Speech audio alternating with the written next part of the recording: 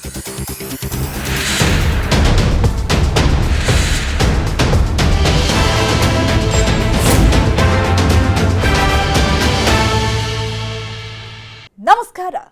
ಲಕ್ಕುಂಡಿಯ ಸಂಪತ್ತಿಗೆ ನಾಗ ದಿಗ್ಬಂಧನ ಇದೆಯಾ? ನಿಧಿಗೆ 7 ಹೆಡೆ ಸರ್ಪ ಕಾವಲು. ಜನರು ಹೇಳೋದು ಸತ್ಯನ ಸುಳ್ಳ? ಎಕ್ಕದ ಗಿಡ, ವಿಷ ಭಯ, ಹಾವಿನ ಕಥೆ. ನಿಧಿ ಬಚ್ಚಿಡಲು ಮಾಡಿದ ತಂತ್ರವೇನು? ನಿಧಿಗೆ ನಾಗ ಕಾವಲು ಕಾಯೋದ್ರ ಅಸಲಿಯತ್ತೇನು? ಇದೇ ಈ ಹೊತ್ತಿನ ವಿಶೇಷ. ಕಂಡಿದ್ದು ಕಾಣದ್ದು. ನಾನು ಚೈತ್ರಾ ವಿಶ್ವನಾಥ್.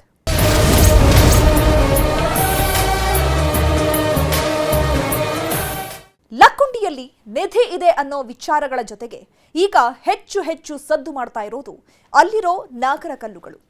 ಅಲ್ಲಿ ಎಲ್ಲಂದ್ರಲ್ಲಿ 7 ಹೆಡೆ 5 ಹೆಡೆಯ ಸರ್ಪಗಳ ಮೂರ್ತಿ ಕೆತ್ತನೆ ಇರೋ ಕಲ್ಲುಗಳು ಕಾಣಿಸ್ತಾ ಇವೆ. ಹಾಗಾದ್ರೆ ಲಕ್ಕುಂಡಿಯಲ್ಲಿ ನಾಗರ ಕಲ್ಲುಗಳು ಬಂದಿದ್ ಹೇಗೆ? ಲಕ್ಕುಂಡಿ ಸಂಪತ್ತಿಗೂ ನಾಗರ ಕಲ್ಲುಗಳಿಗೂ ಇರೋ ಸಂಬಂಧ ಏನು?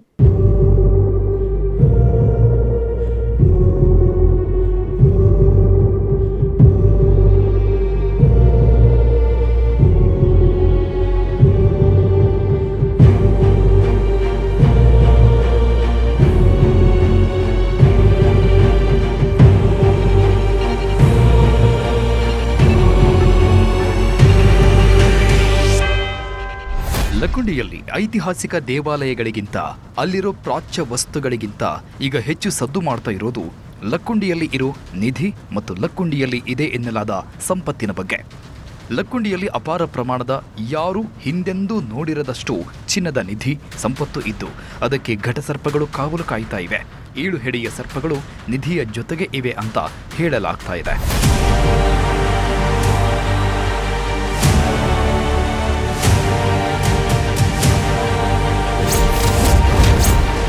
ಲಕ್ಕುಂಡಿಯ ಸಂಪತ್ತಿಗೂ ನಾಗರ ಕಲ್ಲುಗಳಿಗೂ ಸಂಬಂಧ. ನಿಧಿಗೆ 7 ಹೆಡೆ ಸರ್ಪ ಕಾವಲು. ಜನರು ಹೇಳೋದು ಸತ್ಯನ ಸುಳ್ಳ? ಎಕ್ಕದ ಗಿಡದ ವಿಷ ಭಯ, ಹಾವಿನ ಕಥೆ. ನಿಧಿ ಬಚ್ಚಿಡಲು ಮಾಡಿದ ತಂತ್ರ ಏನು? ಲಕ್ಕುಂಡಿಯಲ್ಲಿ ನಿಧಿ ಇದೆ, ನಿಧಿಗೆ ಘಟಸರ್ಪಗಳು ಕಾವಲು ಕಾಯ್ತಾ ಇವೆ ಅನ್ನೋ ಮಾತುಗಳನ್ನ ಅಲ್ಲಿನ ಜನರು ಹೇಳ್ತಾ ಇದ್ದಾರೆ. ಅಷ್ಟೇ ಅಲ್ಲದೆ ಲಕ್ಕುಂಡಿಯಲ್ಲಿ ಕೆಲವರು ಘಟಸರ್ಪ ನೋಡಿದ್ದಾಗಿಯೂ ಹೇಳಿದ್ರು. ಆದ್ರೆ ಘಟಸರ್ಪಗಳು ಅನ್ನೋವು ಇಲ್ಲ, ದೊಡ್ಡ ನಾಗರ ಹಾವು ಇರಬಹುದು ಅಂತ ಓರಗ ತಜ್ಞರು ಅಭಿಪ್ರಾಯಪಟ್ಟಿದ್ರು. ಅದರ ಜೊತೆಗೆ ಈಗ ಲಕ್ಕುಂಡಿಯಲ್ಲಿ ಎಲ್ಲೆಂದರಲ್ಲಿ ಘಟಸರ್ಪದ ಮೂರ್ತಿಗಳು ಪತ್ತೆಯಾಗ್ತಾ ಇವೆ. ಆ ಮೂರ್ತಿಗಳು ಕಂಡ ನಂತರ ಘಟಸರ್ಪದ ನಂಬಿಕೆ ಮತ್ತಷ್ಟು ಬಲಗೊಂಡಿದೆ. ಘಟಸರ್ಪ ಇರೋದ್ರಿಂದಲೇ ಅದರ ಮೂರ್ತಿಗಳನ್ನ ಕೆತ್ತನೆ ಮಾಡಿದ್ದಾರೆ ಅಂತ ಹೇಳಲಾಗ್ತಾ ಇದೆ.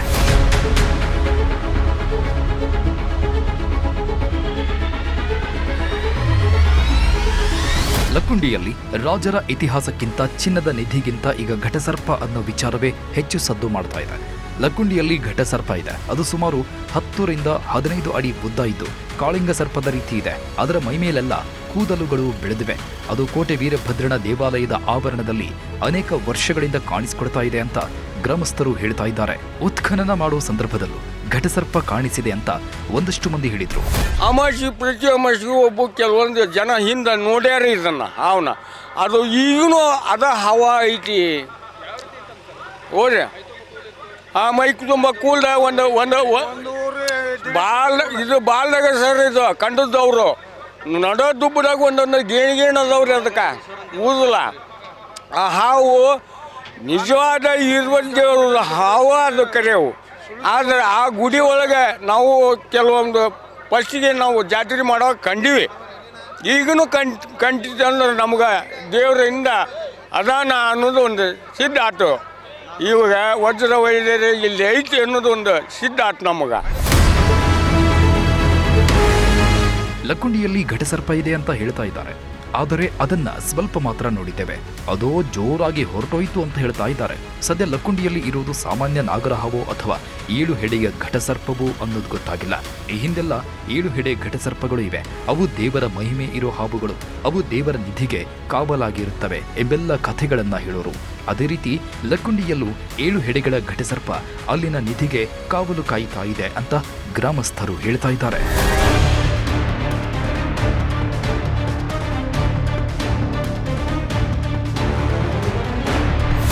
ಲಕ್ಕುಂಡಿಯಲ್ಲಿ ಘಟಸರ್ಪ ಇದೆ ಇಲ್ಲ ಅನ್ನೋ ಚರ್ಚೆಗಳ ನಡುವೆ ಈಗ ಲಕ್ಕುಂಡಿಯಲ್ಲಿ ಘಟಸರ್ಪ ಕೆತ್ತನೆ ಇರೋ ಕಲ್ಲುಗಳು ಹೆಚ್ಚು ಹೆಚ್ಚು ಕಾಣಿಸ್ತಾ ಇವೆ. ಉತ್ಖನನ ನಡೀತಾ ಇರೋ ಕೋಟೆ ವೀರಭದ್ರ ದೇವಾಲಯದ ಆವರಣದಲ್ಲೂ ಒಂದು ತಲೆಯ ನಾಗರ ಹಾವಿನ ಕೆತ್ತನೆ ಇರೋ ಕಲ್ಲುಗಳು ಪತ್ತೆಯಾಗಿದ್ದವು. ಅದರ ನಂತರ ತೋಟವೊಂದರಲ್ಲಿ 7 ಹೆಡೆಯ ಘಟಸರ್ಪದ ಕೆತ್ತನೆ ಇರೋ ಕಲ್ಲು ಕಾಣಿಸಿದ್ದು, ಅದರ ಜೊತೆಗೆ ಜೋಡಿ ನಾಗರ ಹಾವುಗಳ ಕಲ್ಲುಗಳು ಸಹ ಕಂಡಿದ್ದು. ಲಕ್ಕುಂಡಿಯಲ್ಲಿ ಈ ಜಾಗದಲ್ಲಿ ಮಾತ್ರ ಅಲ್ಲ, ಸಾಕಷ್ಟು ಕಡೆ ಇಂತಹ ಪುರಾತನ ಕಾಲದ ಸರ್ಪದ ಕಲ್ಲುಗಳು ಕಾಣಿಸ್ತಾ ಇವೆ.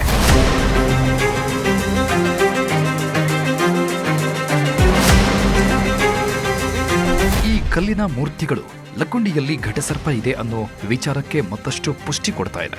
ಆ ಕಲ್ಲುಗಳ ಮೇಲೆ ಲಕ್ಕುಂಡಿಯಲ್ಲಿ ಇರುವ ಸರ್ಪವನ್ನೇ ಕೆತ್ತಲಾಗಿದೆಯಾ, ಘಟಸರ್ಪ ಲಕ್ಕುಂಡಿಯಲ್ಲಿ ಇರುವ ನಿಧಿಯನ್ನ ಕಾಯ್ತಾ ಇರೋದು ಸತ್ಯ ಇರಬಹುದಾ ಅನ್ನೋ ಯೋಚನೆಗಳು ಶುರುವಾಗಿವೆ. ಪತ್ತೆಯಾದ ಘಟಸರ್ಪದ ಕಲ್ಲು ಕಲ್ಯಾಣ ಚಾಲುಕ್ಯರ ಕಾಲದ ಕಲ್ಲು ಅಂತ ಹೇಳಲಾಗ್ತಾ ಇದೆ. ಲಕ್ಕುಂಡಿಯಲ್ಲಿ ಶಿಲ್ಪಕಲೆಗಳು ಕಲಾಕೃತಿಗಳಿಗಿಂತ ಹೆಚ್ಚು ಕುತೂಹಲ ಕೆರಳಿಸಿರುವುದು ನಾಗರ ಕಲ್ಲುಗಳು. ನಾಗರ ಕಲ್ಲುಗಳು ಎಲ್ಲ ಕಡೆಯಲ್ಲೂ ಇರುತ್ತವೆ. ಕೆರೆ ಕಟ್ಟೆಗಳು, ಊರಿನ ಕೆಲ ಭಾಗಗಳಲ್ಲಿ ನಾಗರ ಶಿಲ್ಪಗಳನ್ನು ಕೆತ್ತನೆ ಮಾಡಿ ಅವುಗಳನ್ನು ನೆಡಲಾಗಿರುತ್ತೆ. ಅವುಗಳಿಗೆ ಹಾಲು ಎರೆದು ಪೂಜೆ ಮಾಡೋ ಪದ್ಧತಿ ಇದೆ. ಆದರೆ ಲಕ್ಕುಂಡಿಯಲ್ಲಿ ಮಾತ್ರ ನಾಗರ ಕಲ್ಲುಗಳು ತುಂಬಾ ವಿಚಿತ್ರವಾಗಿ ಕಾಣಿಸ್ತಾ ಇವೆ. ಆ ಕಲ್ಲುಗಳು ನೂರಾರು ವರ್ಷಗಳಷ್ಟು ಹಳೆಯದಾಗಿದ್ದು ಅವನ್ನೆಲ್ಲ ಯಾರು ನಿರ್ಮಾಣ ಮಾಡಿಸಿದ್ರು ಅನ್ನೋದೇ ಗೊತ್ತಾಗ್ತಾ ಇಲ್ಲ. ಕೋಟೆ ವೀರಭದ್ರ ದೇಗುಲದ ಬಳಿ ಉತ್ಖನನ ಮಾಡುವಾಗ ಸಿಕ್ಕಿರೋ ನಾಗರ ಕಲ್ಲಂತೂ ನೂರಾರು ವರ್ಷಗಳಿಂದ ಭೂಮಿಯಲ್ಲಿದ್ರೂ ಅದು ಹಸಿರು ಬಣ್ಣದಲ್ಲಿ ಹೊಳಿತಾ ಇದೆ. ಉತ್ಖನನ ವೇಳೆಯೂ 2 ನಾಗರ ಮುದ್ರೆ ಇರೋ ಕಲ್ಲುಗಳು ಪತ್ತೆಯಾಗಿದ್ದವು. ಈಗ ಊರಲ್ಲಿ ಎಲ್ಲೆಂದರಲ್ಲಿ ನಾಗರ ಕಲ್ಲುಗಳು ಕಾಣಿಸಿಕೊಡ್ತಾ ಇವೆ.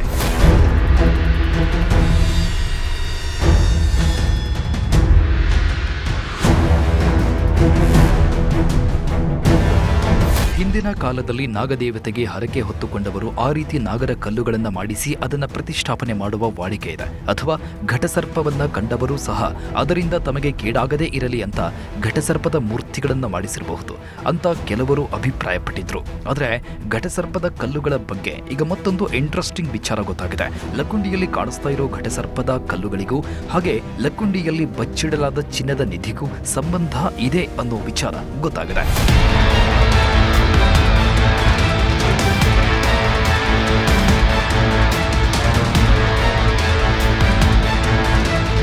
ಲಕ್ಕುಂಡಿಯಲ್ಲಿ ಪತ್ತೆಯಾಗಿರೋ ಎಲ್ಲ ನಾಗರ ಕಲ್ಲುಗಳು ಸುಮಾರು 300ರಿಂದ 400 ವರ್ಷಗಳಷ್ಟು ಹಳೆಯದಾಗಿದ್ದು ಅವುಗಳ ಪ್ರತಿಷ್ಠಾಪನೆ ಹಿಂದೆ ದೊಡ್ಡ ಕಥೆಯೇ ಇರಬಹುದು ಅಂತ ಹೇಳಲಾಗ್ತಾ ಇದೆ. ಈ ನಾಗರ ಕಲ್ಲುಗಳನ್ನು ಭಕ್ತಿಯಿಂದ ಪ್ರತಿಷ್ಠಾಪಿಸಿಲ್ಲ, ಬದಲಾಗಿ ಆ ಸ್ಥಳಕ್ಕೆ ಹೋಗುವುದಕ್ಕೆ ಜನರು ಭಯಪಡಲಿ ಅನ್ನೋ ದೃಷ್ಟಿಯಿಂದಲೂ ಅವುಗಳನ್ನು ಪ್ರತಿಷ್ಠಾಪಿಸಿರುವ ಸಾಧ್ಯತೆ ಇದೆ. ಒಂದು ಸ್ಥಳದಲ್ಲಿ ಬೆಲೆ ಬಾಳುವ ವಸ್ತುಗಳು ಇದೆ ಅಂದ್ರೆ ಆ ಸ್ಥಳಕ್ಕೆ ಮತ್ತೆ ಯಾರು ಹೋಗಬಾರದು ಅನ್ನೋ ಕಾರಣಕ್ಕೆ ಆ ಸ್ಥಳದ ಮೇಲೆಗೆ ಕಥೆಗಳನ್ನು ಕಟ್ತಾರೆ. ಅಲ್ಲಿ ದೆವ್ವ ಭೂತ ಇದೆ ಅಂತ ಹೇಳ್ತಾರೆ. ಅದೇ ರೀತಿ ಲಕ್ಕುಂಡಿಯಲ್ಲೂ ತಮ್ಮ ನಿಧಿ ಮತ್ತು ಸಂಪತ್ತುಗಳನ್ನು ರಕ್ಷಣೆ ಮಾಡಿಕೊಳ್ಳೋದಕ್ಕೆ ಘಟಸರ್ಪಗಳ ಕಲ್ಲುಗಳನ್ನು ಕೆತ್ತನೆ ಮಾಡಿದಾರಂತೆ.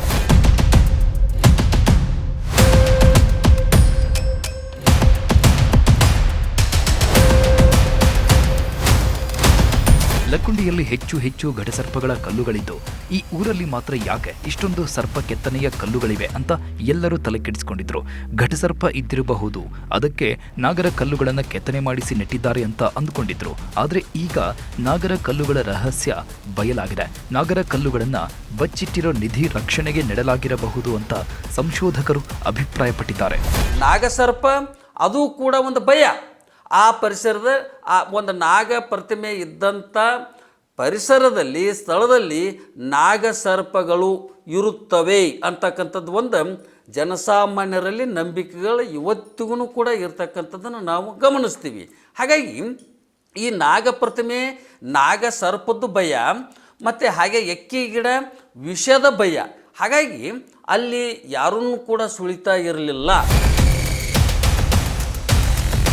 ಹಿಂದಿನ ಕಾಲದಲ್ಲಿ ದಾಳಿಗಳ ಭಯದಿಂದ ಚಿನ್ನವನ್ನ, ತಮ್ಮ ಸಂಪತ್ತನ್ನ ಭೂಮಿಯಲ್ಲಿ ಬಚ್ಚಿಟ್ಟು ಅದು ಯಾರಿಗೂ ಸಿಗದಂತೆ ಮಾಡ್ತಾ ಇದ್ರಂತೆ. ತಮ್ಮ ಮುಂದಿನ ಪೀಳಿಗೆಯವರಿಗೆ ಮಾತ್ರ ಸಂಪತ್ತು ಸಿಗಲಿ ಅಂತ ಅದನ್ನ ಭದ್ರ ಮಾಡ್ತಾ ಇದ್ರಂತೆ. ಅದೇ ರೀತಿ ಲಕ್ಕುಂಡಿಯಲ್ಲೂ ಸಾಕಷ್ಟು ಜನರು ತಮ್ಮ ಸಂಪತ್ತನ್ನ ಬಚ್ಚಿಟ್ಟಿದ್ದಾರೆ. ಕೆಲವರಿಗೆ ಅದು ಸಿಕ್ಕಿದ್ದು ಈಗ ಸರ್ಕಾರವೇ ನಿಧಿ ಸಿಗಬಹುದು ಅಂತ ಉತ್ಖನನ ಮಾಡ್ತಾ ಇದೆ.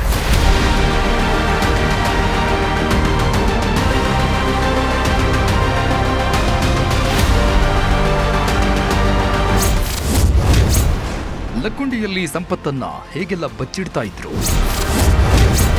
ಪ್ರತಿ ದೇವಾಲಯ, ಪ್ರತಿ ಮನೆಗಳ ಬಳಿಯೂ ಚಿನ್ನವನ್ನ ಬಚ್ಚಿಟ್ಟಿದ್ರ. ಲಕ್ಕುಂಡಿಯಲ್ಲಿ ಸಂಪತ್ತಿಗಾಗಿ ಶೋಧ ನಡೀತಾ ಇದೆ. 11 ದಿನಗಳಿಂದ ನಿರಂತರವಾಗಿ ಉತ್ಖನನ ನಡೀತಾ ಇದೆ. ಇದರ ನಡುವೆ ಲಕ್ಕುಂಡಿಯಲ್ಲಿ ಇರಬಹುದಾದ ನಿಧಿಗಳ ಬಗ್ಗೆ ಭಾರಿ ಚರ್ಚೆ ಆಗ್ತಾ ಇದೆ. ಲಕ್ಕುಂಡಿಯಲ್ಲಿ ಈ ಹಿಂದೆ ರಾಜ ಮನೆತನಗಳು ಇದ್ದಿದ್ದರಿಂದ, ಲಕ್ಕುಂಡಿಯಲ್ಲಿ ಆಗಿನ ಕಾಲದಲ್ಲಿ ಎಲ್ಲರೂ ಉತ್ತಮ ಪರಿಸ್ಥಿತಿಯಲ್ಲಿ ಇದ್ದಿದ್ದರಿಂದ ಅಲ್ಲಿನ ಜನರ ಬಳಿ ಸಾಕಷ್ಟು ಚಿನ್ನ ಮತ್ತು ಸಂಪತ್ತು ಇತ್ತು ಅಂತ ಹೇಳಲಾಗುತ್ತೆ. ಈ ಹಿಂದೆ ರಾಜರ ಕಾಲದಲ್ಲಿದ್ದ ಸಂಪತ್ತು ಒಂದೋ ಬೇರೆ ರಾಜರ ಪಾಲಾಗಬೇಕು, ಇಲ್ಲಾಂದ್ರೆ ಅದು ಭೂಮಿಯಲ್ಲೇ ಇರುತ್ತೆ. ಸದ್ಯ ಲಕ್ಕುಂಡಿಯಲ್ಲಿ ಆಗ ಇದ್ದ ಸಂಪತ್ತು ಅಲ್ಲೇ ಎಲ್ಲೋ ಇರುತ್ತೆ ಅಂತ ಸಂಶೋಧಕರು ಹೇಳ್ತಾ ಇದ್ದಾರೆ. ಯಾವುದಾದ್ರೂ ದಾಳಿಗಳು, ಅತಿಕ್ರಮಣಗಳು, ಆಕ್ರಮಣಗಳು, ಯುದ್ಧಗಳು ಇಂಥ ಒಂದು ಸಂದರ್ಭದಲ್ಲಿ ಈ ಶಿಲ್ಪಗಳನ್ನು ಮತ್ತು ಪ್ರತಿಮೆಗಳನ್ನು ಭೂಮಿಯಲ್ಲಿ ಹೂಳಿಡ್ತಕ್ಕಂಥ ಒಂದು ಪರಂಪರೆ ನಮ್ಮಲ್ಲಿ ಇತ್ತು ಅಂತಕ್ಕಂಥದ್ದು. ಈ ವಚನ ಪರೋಕ್ಷವಾಗಿ ಆ ಸಂಗತಿಯನ್ನು ನಮಗೆ ಸ್ಪಷ್ಟಪಡಿಸ್ತದೆ.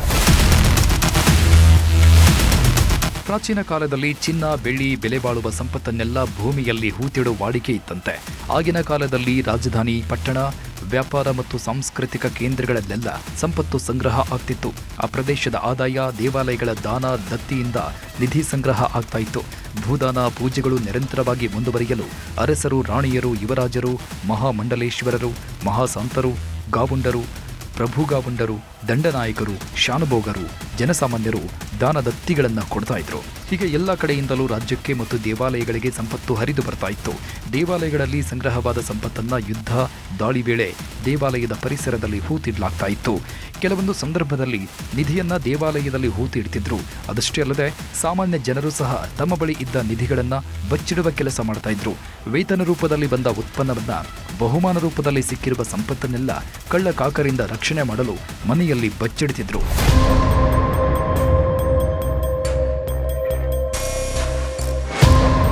ಹೀಗೆ ಸಂಪತ್ತನ್ನ, ನಿಧಿಗಳನ್ನ ಲಕ್ಕುಂಡಿಯಲ್ಲೂ ಬಚ್ಚಿಡಲಾಗಿದೆಯಂತೆ. ಭೂಮಿಯ ಆಳದಲ್ಲಿ ನಿಧಿಗಳನ್ನ ಇಡಲಾಗಿದೆಯಂತೆ. ಆ ವಿಚಾರ ಸಾಕಷ್ಟು ಜನರಿಗೆ ಗೊತ್ತಿಲ್ಲ. ರಾಜರು ಸಂಪತ್ತು ಬಚ್ಚಿಟ್ಟಿರೋ ಬಗ್ಗೆ ಜನರಿಗೆ ಗೊತ್ತಾದ್ರೆ ಅವರು ಅದನ್ನ ತೆಗೆದುಕೊಳ್ತಾರೆ. ಆದರೆ ಬಚ್ಚಿಟ್ಟಿರೋ ಸಂಪತ್ತಿನ ಬಗ್ಗೆ ಯಾರಿಗೂ ಗೊತ್ತಾಗದೇ ಇದ್ದಾಗ ಅದು ಭೂಮಿಯಲ್ಲೇ ಇದ್ಬಿಡುತ್ತೆ. ಅದೇ ರೀತಿ ಲಕ್ಕುಂಡಿಯಲ್ಲಿ ಕಸ್ತೂರವ ರೀತಿ ಕುಟುಂಬಕ್ಕೆ ಮನೆಗೆ ಅಡಿಪಾಯ ತೆಗೆಯುವಾಗ ನಿಧಿ ಸಿಕ್ಕಿತ್ತು. ಲಕ್ಕುಂಡಿಯಲ್ಲಿ ರಾಜರು ಮಾತ್ರ ಅಲ್ಲ, ಜನಸಾಮಾನ್ಯರು ನಿಧಿಗಳನ್ನ ಇಟ್ಕೊಂಡಿದ್ರಂತೆ. ಅವರು ಸಹ ಚಿನ್ನವನ್ನ, ನಿಧಿಗಳನ್ನ ಬಚ್ಚಿಟ್ಟಿರೋ ಸಾಧ್ಯತೆ ಇದೆ. ದೇವಾಲಯಗಳಲ್ಲಿ ಬಚ್ಚಿಟ್ಟಿರೋ ಚಿನ್ನವನ್ನ ಬೇರೆ ರಾಜರು ಮೊಘಲರ ಕಾಲದಲ್ಲಿ ದಾಳಿಗಳು ಆದಾಗ ಅದನ್ನೆಲ್ಲ ಹೊತ್ತೊಯ್ಯಲಾಗಿದೆ. ಆದರೆ ಭೂಮಿಯಲ್ಲಿ ಬಚ್ಚಿಟ್ಟಿರೋ ಚಿನ್ನದ ಬಗ್ಗೆ ಯಾರಿಗೂ ಗೊತ್ತಾಗೋ ಸಾಧ್ಯತೆ ಇಲ್ಲ.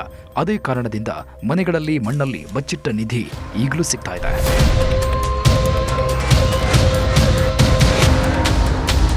ಇನ್ನು ಈ ಸಂಪತ್ತಿನಲ್ಲೂ ಬೇರೆ ಬೇರೆ ರೀತಿ ಇದೆ.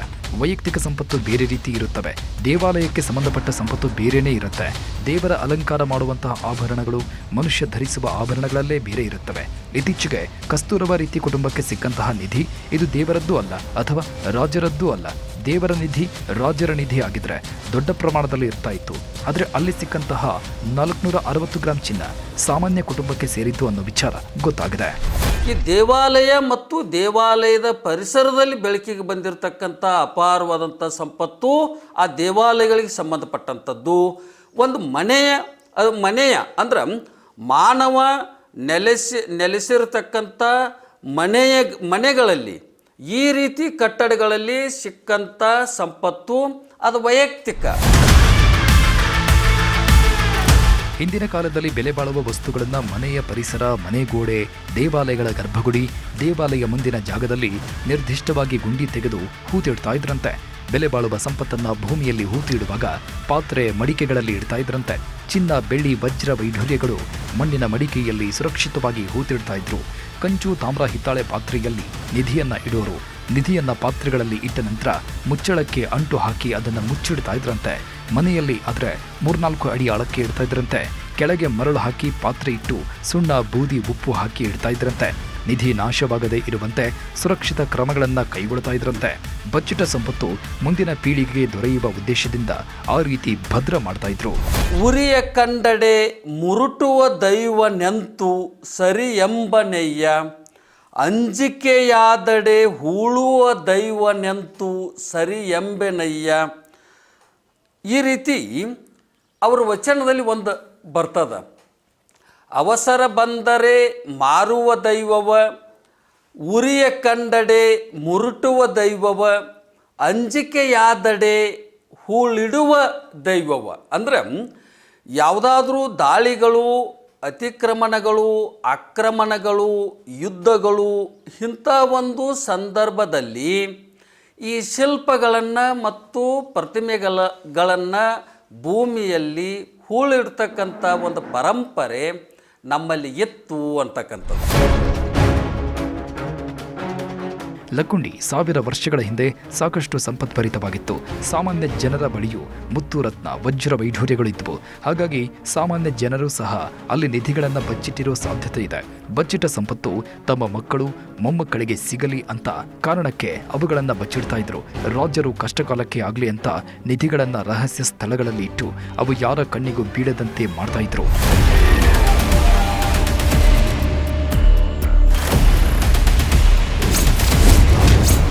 ಮನೆಯ ಬಳಿ ಅರಳಿ ಮರ, ಬೇವಿನ ಮರಗಳನ್ನು ಬೆಳೆಸ್ತಿದ್ರು. ಚಿನ್ನದ ನಿಧಿಗೆ ಎಕ್ಕದ ಗಿಡ, ನಾಗರ ಕಲ್ಲುಗಳ ರಕ್ಷಣೆ. ಬೆಲೆ ಬಾಳುವ ವಸ್ತುಗಳು ಅಥವಾ ಚಿನ್ನದ ನಿಧಿಯನ್ನ ಬಚ್ಚಿಟ್ಟಾಗ ಅಲ್ಲಿ ನಿಧಿ ಇದೆ ಅನ್ನೋ ವಿಚಾರ ತಮ್ಮ ಮುಂದಿನ ಪೀಳಿಗೆಗೆ ಗೊತ್ತಾಗಬೇಕು. ಹಾಗೆ ಅದು ಬೇರೆ ಯಾರಿಗೂ ಗೊತ್ತಾಗಬಾರದು, ಯಾರಿಗೂ ಸಿಗಬಾರದು. ಅದಕ್ಕೆ ಕೆಲವೊಂದು ಟ್ರಿಕ್ಸ್ ಮಾಡ್ತಾ ಇದ್ರಂತೆ. ಸಾಮಾನ್ಯ ಜನರು ಆದರೆ ತಮ್ಮ ಮನೆಗಳಲ್ಲೇ ದೇವ ಮೂಲೆಯಲ್ಲಿ ಚಿನ್ನವನ್ನ ಬಚ್ಚಿಡ್ತಾ ಇದ್ರಂತೆ. ಚಿನ್ನವನ್ನ ಬಚ್ಚಿಟ್ಟ ನಂತರ ಎಕ್ಕದ ಗಿಡ, ಅರಳಿ ಮರ, ಬೇವಿನ ಗಿಡಗಳನ್ನು ಮನೆಯ ಹೊರಭಾಗದಲ್ಲಿ ನೆಡ್ತಾ ಇದ್ರಂತೆ. ಹಾಗೆ ನೆಟ್ಟಿದ್ದಾರೆ ಅಂದರೆ ಅಲ್ಲಿ ನಿಧಿ ಇದೆ ಅಂತ ಅರ್ಥ. ಅದೇ ರೀತಿ ರಾಜರು ತಮ್ಮ ನಿಧಿ ಬಚ್ಚಿಡುವಾಗ ಅವರು ಬೇರೆ ರೀತಿಯ ತಂತ್ರಗಳನ್ನು ಪಾಲನೆ ಮಾಡ್ತಾ ಇದ್ರಂತೆ. ಜನರು ತಮ್ಮ ಚಿನ್ನವನ್ನು ಬಚ್ಚಿಡುವಾಗ ಒಂದು ರೀತಿಯ ತಂತ್ರಗಳನ್ನು ಮಾಡ್ತಾ ಇದ್ರು, ರಾಜರು ಮತ್ತೊಂದು ರೀತಿಯ ತಂತ್ರಗಳನ್ನು ಮಾಡ್ತಾ ಇದ್ರು. ಸಾಮಾನ್ಯ ಜನರು ಮನೆಗಳಲ್ಲೇ ಕೇವಲ 3 ರಿಂದ 4 ಅಡಿಗಳಷ್ಟು ಆಳದಲ್ಲಿ ಚಿನ್ನವನ್ನು ಬಚ್ಚಿಟ್ರೆ ರಾಜರು 6 ರಿಂದ 7 ಅಡಿಗಳಷ್ಟು ಆಳದಲ್ಲಿ ತಮ್ಮ ಸಂಪತ್ತನ್ನು ಬಚ್ಚಿಡ್ತಾ ಇದ್ರಂತೆ. ಜನರು ಮನೆಗಳ ಮುಂದೆ ಎಕ್ಕದ ಗಿಡ, ಅರಳಿ ಮರವನ್ನು ನೆಟ್ರೆ ರಾಜರು ಹೆಚ್ಚಿನ ಸಂಪತ್ತನ್ನು ಬಚ್ಚಿಟ್ಟಾಗ ಅದರ ಸುತ್ತಮುತ್ತ ಎಕ್ಕದ ಗಿಡಗಳನ್ನು ನೆಡ್ತಾ ಇದ್ರು. ಹಾಗೆ ಮಣ್ಣಿನ ದಿಬ್ಬ ಮಾಡಿ ಅಲ್ಲಿ ನಾಗರ ಶಿಲ್ಪಗಳನ್ನು ಪ್ರತಿಷ್ಠಾಪನೆ ಮಾಡ್ತಾ ಇದ್ರಂತೆ.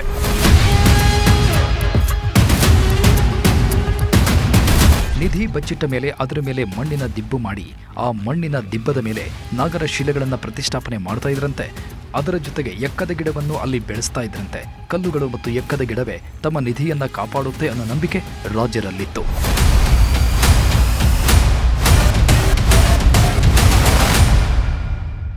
ನಿಧಿಗೆ ಕಾವಲಾಗಿ ಎಕ್ಕದ ಗಿಡಗಳನ್ನ ನೆಡ್ತಾ ಇದ್ದಿದ್ದು ಯಾಕೆ? ನಾಗರ ಕಲ್ಲುಗಳು ಸಂಪತ್ತನ್ನ ರಕ್ಷಣೆ ಮಾಡೋದು ಹೇಗೆ? ಏನಿದು ನಾಗರ ಕಲ್ಲು ಮತ್ತು ಎಕ್ಕದ ಗಿಡದ ಮರ್ಮ? ಅದರ ಬಗ್ಗೆ ಹೇಳ್ತೀವಿ ಸ್ಮಾಲ್ ಬ್ರೇಕ್ ಆದ್ಮೇಲೆ.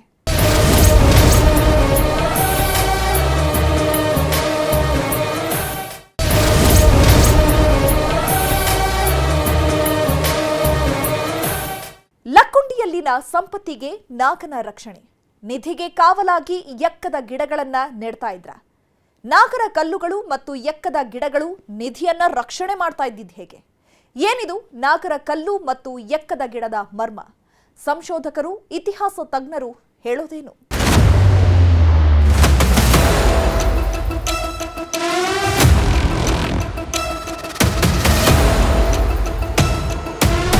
ನಿಧಿಗೆ ಸರ್ಪಗಳು ಕಾವಲು ಕಾಯುತ್ತೆ ಅನ್ನೋದು ತುಂಬಾ ಹಿಂದಿನ ಕಾಲದಿಂದಲೂ ಇರೋ ನಂಬಿಕೆ. ಅಥವಾ ಹೆಚ್ಚು ಹೆಚ್ಚು ನಿಧಿ ಇದ್ದಾಗ ಅದು ಯಾರಿಗೂ ಸಿಗಬಾರದು ಅಂತ ನಾಗಬಂಧಗಳನ್ನ ರಚನೆ ಮಾಡಲಾಗಿರುತ್ತೆ. ಬೇರೆ ಬೇರೆ ಅಡೆತಡೆಗಳನ್ನ ನಿರ್ಮಾಣ ಮಾಡಲಾಗಿರುತ್ತೆ. ಅದೇನೋ ಮಾಡಿಲ್ಲ ಅಂದ್ರೆ ನಿಧಿಗೆ ರಕ್ಷಣೆಯಾಗಿ ನಾಗರ ಕಲ್ಲುಗಳನ್ನ ನೆಟ್ಟು ಎಕ್ಕದ ಗಿಡಗಳನ್ನ ಬೆಳೆಸಲಾಗುತ್ತಂತೆ.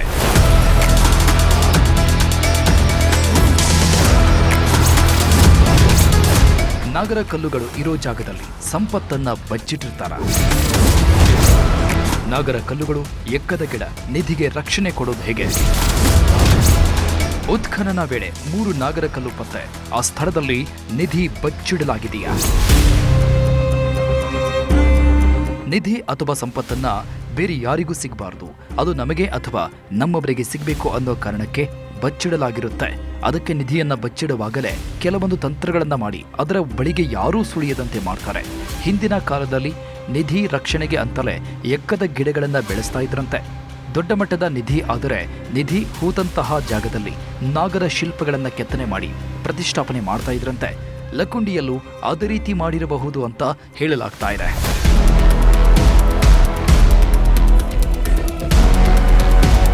ಲಕ್ಕುಂಡಿಯಲ್ಲಿ ಎಕ್ಕದ ಗಿಡಗಳು ಹೆಚ್ಚಾಗಿವೆ. ಅದೇ ರೀತಿ ನಾಗರ ಕಲ್ಲುಗಳು ಎಲ್ಲೆಂದರಲ್ಲಿ ಸಿಗ್ತಾ ಇವೆ. ಅವೆಲ್ಲವನ್ನು ಹಿಂದಿನ ಕಾಲದಲ್ಲಿ ನಿಧಿಗಳ ಹೂತಿಟ್ಟ ಸ್ಥಳದಲ್ಲಿ ನೆಡ್ತಾ ಇದ್ರು ಅಂತ ಸಂಶೋಧಕರು ಹೇಳ್ತಾ ಇದ್ದಾರೆ. ನಿಧಿಯನ್ನ ಬಚ್ಚಿಟ್ಟ ನಂತರ ಅದಕ್ಕೆ ಹಾವುಗಳನ್ನ ಕಾವಲು ಇಡಲು ಆಗೋದಿಲ್ಲ. ಅದಕ್ಕೆ ನಾಗರ ಕಲ್ಲುಗಳನ್ನ ಹೂತು ಅಲ್ಲಿ ನಾಗರ ಹಾವುಗಳಿವೆ ಅನ್ನೋ ರೀತಿ ಬಿಂಬಿಸಲಾಗ್ತಾ ಇತ್ತಂತೆ. ಹಾವುಗಳು ಇದೆ ಅಂದ್ರೆ ಎಂಥವರಿಗೂ ಭಯ. ಅಲ್ಲಿ ನಿಧಿಯನ್ನ ತೆಗೆಯೋ ಕೆಲಸ ಮಾಡೋದಿಲ್ಲ.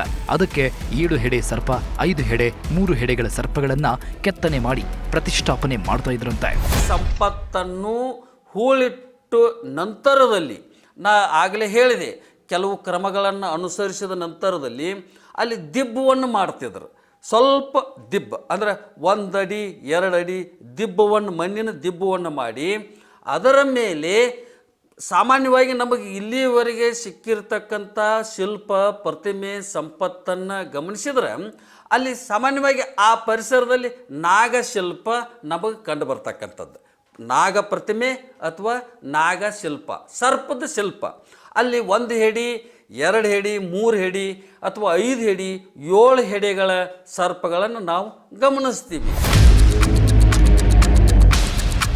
ಅದೇ ರೀತಿ ಎಕ್ಕದ ಗಿಡಗಳನ್ನ ನಿಧಿಗೆ ರಕ್ಷಣೆಯಾಗಿಯೇ ನೆಡ್ತಾ ಇದ್ರಂತೆ. ಎಕ್ಕದ ಗಿಡ ಅಂದ್ರೆ ಅದು ತುಂಬಾ ವಿಷಕಾರಿಯಾಗಿರುತ್ತೆ. ಎಲೆ, ಹೂವುಗಳು ತುಂಬಾನೇ ವಿಷಕಾರಿ. ಇನ್ನು ಈ ಹೂವುಗಳನ್ನ ನಾಗಾರಾಧನೆ ಬಳಸಿಕೊಳ್ತಾರೆ. ಆ ಗಿಡಗಳು ಇರೋ ಕಡೆಯೂ ಹಾವುಗಳು ಇರುತ್ತೆ ಅನ್ನೋ ನಂಬಿಕೆ ಇದೆ. ಅದಕ್ಕೆ ನಿಧಿ ಹೂತಿಟ್ಟ ಮಣ್ಣಿನ ದಿಬ್ಬದ ಮೇಲೆ ನಾಗಶಿಲ್ಪ ಇಟ್ಟು ಎಕ್ಕ ಗಿಡ ಬೆಳೆಸುವ ಕೆಲಸ ಮಾಡಿದ್ರಂತೆ. ಎಕ್ಕ ಗಿಡ ವಿಷಕಾರಿ, ಅದರ ಬಳಿ ಹೋದ್ರೆ ಅದರ ಹಾಲು ಕಣ್ಣಿಗೆ ಬೀಳಬಹುದು ಅಂತ ಯಾರೂ ಆ ಕಡೆಗೆ ಸುಳಿತಾ ಇರಲಿಲ್ಲ. ಹಾಗೆ ಸರ್ಪದ ಬಗ್ಗೆಯೂ ಜನರಿಗೆ ಭಯವಿತ್ತು. ಹಾಗಾಗಿ ನಿಧಿ ಸೇಫ್ ಆಗಿ ಇರುತ್ತೆ ಅಂತ ಹಿಂದಿನ ಕಾಲದಲ್ಲಿ ಜನರು ನಂಬಿದ್ರಂತೆ. ಅಲ್ಲಿಗೆ ಯಾರನ್ನು ಕೂಡ ಹೋಗದೇ ಇರಲಿ, ನಾಗಸರ್ಪ ಅದು ಕೂಡ ಒಂದು ಭಯ. ಆ ಪರಿಸರದ ಆ ಒಂದು ನಾಗ ಪ್ರತಿಮೆ ಇದ್ದಂಥ ಪರಿಸರದಲ್ಲಿ, ಸ್ಥಳದಲ್ಲಿ ನಾಗಸರ್ಪಗಳು ಇರುತ್ತವೆ ಅಂತಕ್ಕಂಥದ್ದು ಒಂದು ಜನಸಾಮಾನ್ಯರಲ್ಲಿ ನಂಬಿಕೆಗಳು ಇವತ್ತಿಗೂ ಕೂಡ ಇರ್ತಕ್ಕಂಥದ್ದನ್ನು ನಾವು ಗಮನಿಸ್ತೀವಿ. ಹಾಗಾಗಿ ಈ ನಾಗ ಪ್ರತಿಮೆ, ನಾಗ ಸರ್ಪದ್ದು ಭಯ ಮತ್ತು ಹಾಗೆ ಎಕ್ಕಿ ಗಿಡ ವಿಷದ ಭಯ. ಹಾಗಾಗಿ ಅಲ್ಲಿ ಯಾರನ್ನೂ ಕೂಡ ಸುಳಿತಾ ಇರಲಿಲ್ಲ ಅನ್ನೋ ಒಂದು ವಿಚಾರ ನಮಗೆ ಗೊತ್ತಾಗ್ತದೆ. ಹಿಂದಿನ ಕಾಲದಲ್ಲಿ ನಿಧಿಗಳನ್ನ ಬಚ್ಚಿಡುವಾಗ ನಾಗರ ಕಲ್ಲುಗಳನ್ನ ನೆಡ್ತಾ ಇದ್ರು. ಹಾಗಾಗಿ ಲಕ್ಕುಂಡಿಯಲ್ಲಿ ನಾಗರ ಕಲ್ಲುಗಳು ಇರೋ ಜಾಗದಲ್ಲಿ ನಿಧಿ ಸಂಪತ್ತು ಇರೋ ಸಾಧ್ಯತೆ ಇದೆ. ಆ ಜಾಗಗಳಲ್ಲಿ ನಿಧಿ ಇದೆ ಅಂತ ಗ್ರಾಮಸ್ಥರು ಹೇಳ್ತಾ ಇದ್ದಾರೆ. ಹಾಗಾಗಿ ಲಕ್ಕುಂಡಿಯಲ್ಲಿ ನಾಗರ ಕಲ್ಲುಗಳು ಇರೋ ಸ್ಥಳದಲ್ಲಿ ನಿಧಿ ಇದೆ ಅನ್ನೋ ನಂಬಿಕೆ ಮತ್ತಷ್ಟು ಬಲವಾಗ್ತಾ ಇದೆ. ಸದ್ಯ ಉತ್ಖನನ ನಡೀತಾ ಇರೋ ಜಾಗದಲ್ಲೂ ಒಂದು ಅಪರೂಪದ ಆದಿಶೇಷನ ಮೂರ್ತಿ ಪತ್ತೆಯಾಗಿದೆ. ಈ ಹಿಂದೆಯೂ ಅಲ್ಲಿ ನಾಗನ ಕಲ್ಲುಗಳು ಸಿಕ್ಕಿದ್ವು. ಇದನ್ನೆಲ್ಲ ನೋಡಿದ್ರೆ ಅಲ್ಲಿ ದೊಡ್ಡ ಪ್ರಮಾಣದಲ್ಲಿ ನಿಧಿ ಸಿಗುವ ಸಾಧ್ಯತೆ ಇದೆ ಅಂತ ಜನರು ಅಭಿಪ್ರಾಯ ಪಡ್ತಾ ಇದ್ದಾರೆ.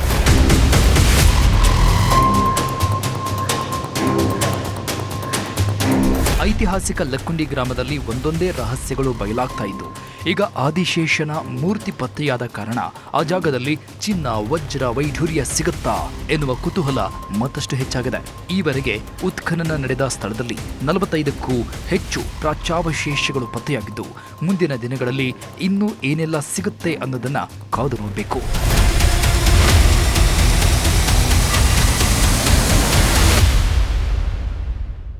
ನಿಧಿಗೆ ನಾಗರ ಹಾವುಗಳು, ಘಟ ಸರ್ಪಗಳು ಕಾವಲು ಕಾಯ್ತಾ ಇರುತ್ತೆ ಅಂತ ಸಾಕಷ್ಟು ಜನರು ನಂಬಿದ್ರು. ಆದರೆ ಹಾವು ಇದೆ ಅನ್ನೋ ಭಯ ಹುಟ್ಟಿಸೋದಕ್ಕೆ ನಾಗರ ಕಲ್ಲುಗಳನ್ನ ಇಟ್ಟಿರ್ತಾರೆ ಅಂತ ಸಂಶೋಧಕರು ಹೇಳಿದ್ದಾರೆ. ಆ ಮೂಲಕ ನಾಗರ ಕಲ್ಲುಗಳ ರಹಸ್ಯವೊಂದು ಬಯಲಾದಂತಾಗಿದೆ. ಇದಾಗಿತ್ತು ಈ ಹೊತ್ತಿನ ವಿಶೇಷ. ನೋಡ್ತಾ ಇರಿ News 18, ಜಾಲ ನಮ್ಮದು, ಬಲ ನಿಮ್ಮದು.